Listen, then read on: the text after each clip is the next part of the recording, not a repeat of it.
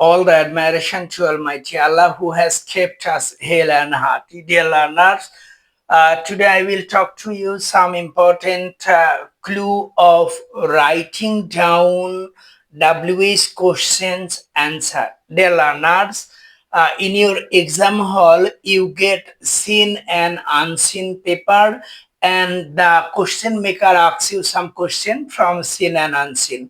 You have to answer the question depending on the structure. Dear learners, WH এর পর যদি কখনো is, are, was, were এগুলো থাকে, তাহলে আমরা যখন আনসার লিখবো তখন প্রথমত সাবজেক্ট নেব এবং প্রশ্ন অনুসারে, অর্থাৎ প্রশ্নে যদি am, is, are, was, were থাকে তাহলে এখান থেকে একটি নেব এবং এরপর অবজেক্ট অথবা এক্সটেনশন। আমি উদাহরণ সহকারে তোমাদেরকে একটি দেখিয়ে দিব। Who is Mohsin. Dear learners, you can see here who is Mohsin. তোমরা দেখতে পাচ্ছ এখানে ইজ আছে, তাহলে সাবজেক্ট হলো মহসিন। মহসিন, আমরা জানি Mohsin is a great donor. All of you have heard the name of Mohsin. He is a great donor in the history.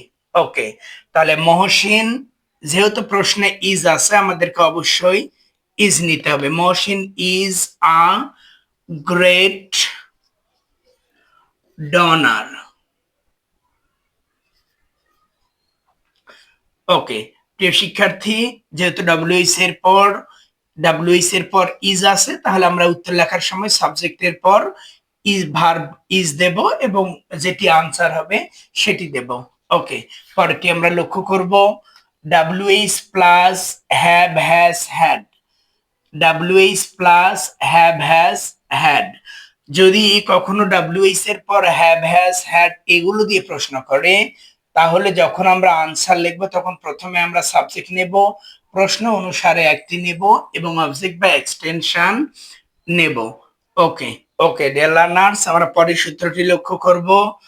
WH plus have অথবা হ্যাজ অথবা হ্যাড এগুলো দিয়ে যদি প্রশ্ন করে, তাহলে আমরা উত্তর লেখার সময় প্রথমে সাবজেক্ট নেব, প্রশ্ন অনুসারে এগুলোর একটি নেব এবং অবজেক্ট বা এক্সটেনশন নিয়ে বাক্যটি পরিপূর্ণ করব।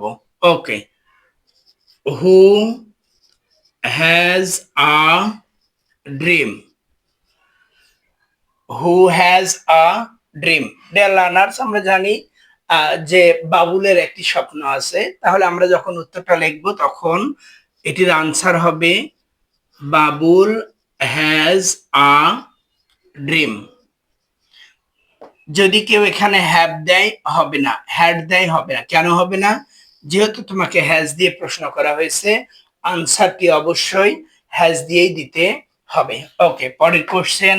WH plus is, are, was, were plus V3 একটি বিশেষ একটি গুরুত্বপূর্ণ নিয়ম।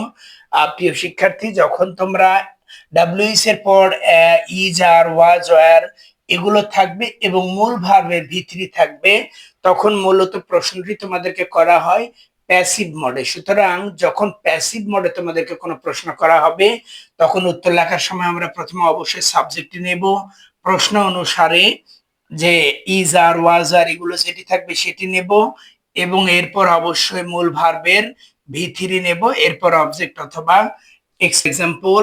আমরা একটি উদাহরণ লক্ষ্য করব, সেটি হলো what is mango called. Okay, dear learners, you can see here is and here is V3.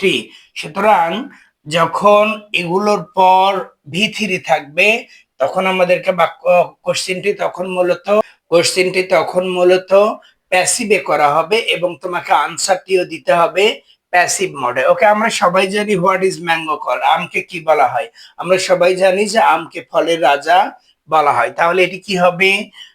Subject হলো ম্যাঙ্গো, ম্যাঙ্গো ইজ, এবার অবশ্যই V3 নিতে হবে। Mango is called, mango is called. তোমাকে একটা বিষয় মনে রাখতে হবে, যেই সেন্সে তোমাকে প্রশ্ন করা হবে উত্তরটিও সে সেন্সে দিতে হবে। তাহলে এটি আনসার হবে হোয়াট ইজ ম্যাঙ্গো কল্ড। তাহলে ম্যাঙ্গো ইজ কল্ড, যদি তোমরা কল্ড না লেখো তাহলে তোমাদের আনসারটা ইনকারেক্ট হয়ে যাবে। Mango is called the king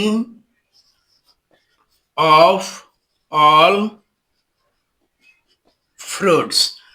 Okay, dear learners, if you watch the video with deep attention by Machio Palla, how to answer WH question in easy way, it will be clear to you.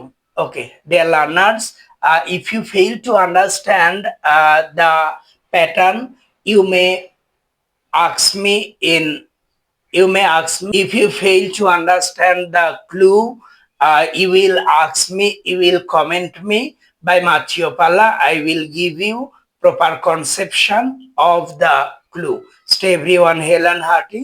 Allah Hafiz.